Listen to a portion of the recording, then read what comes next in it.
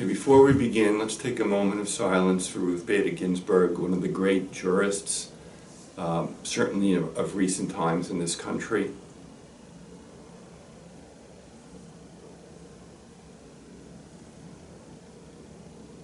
Thank you. 4 years ago, I sat before you and I basically implored you to be wise about your decisions and your voting. The reasons I did that were numerous. 6 bankruptcies, 4,000 lawsuits, including the family of that young girl, 3 wives, each one of which has been cheated on, etc., etc. This is the embodiment of the 7 deadly sins. Things like lust and greed, a bully who will tell you anything and say anything and be a compulsive liar. You were warned, and look what's happened. We've had things like children ripped from their families and put in cages.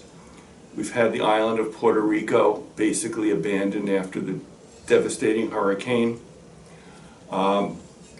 We've had a pandemic in which, as of this morning, we have nearly 8 million confirmed cases in the United States alone and over 216,000 deaths in the United States alone. And from that, we've lost 20 million jobs. We have Social Security and Medicaid in great danger. We've added trillions of dollars to the national debt. And we've got basically a city that's filled with sycophants that do nothing but do the bidding and do the awful bidding that's requested of them. In the last 4 years, there have been 20,000 lies, and actually it's broken down to, I think, 14,000 misstatements and 6,000 actual straight-out lies.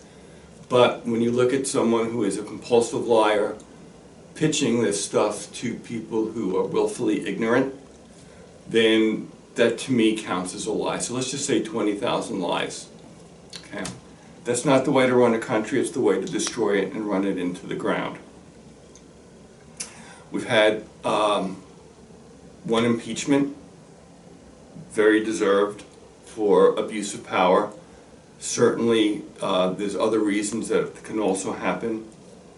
But let's just look at it from the personal side a little bit. In the last year, I paid $4,000 in taxes, which in total is more than was paid by some people in like 14 of the last 17 years. That certainly makes me a better American, and most of you better Americans as well. I tried for the military when I was in high school. I didn't make it, but at least I didn't dodge the draft. That makes me at least a little bit of a better American, and certainly most of you who are listening. And I certainly would never consider any dead or injured soldier a sucker for having been in that position. That's just obscene in every way imaginable. I took the SATs. I got 1,300, not great, not bad, but at least I took them. So we had history before, we've had history now. You've got to make a good decision. The country depends on it, your life depends on it, and in reality, the world depends on it. So let me just end by saying, in the short time that you have been listening to me, 2 more Americans have died. So the choice is yours.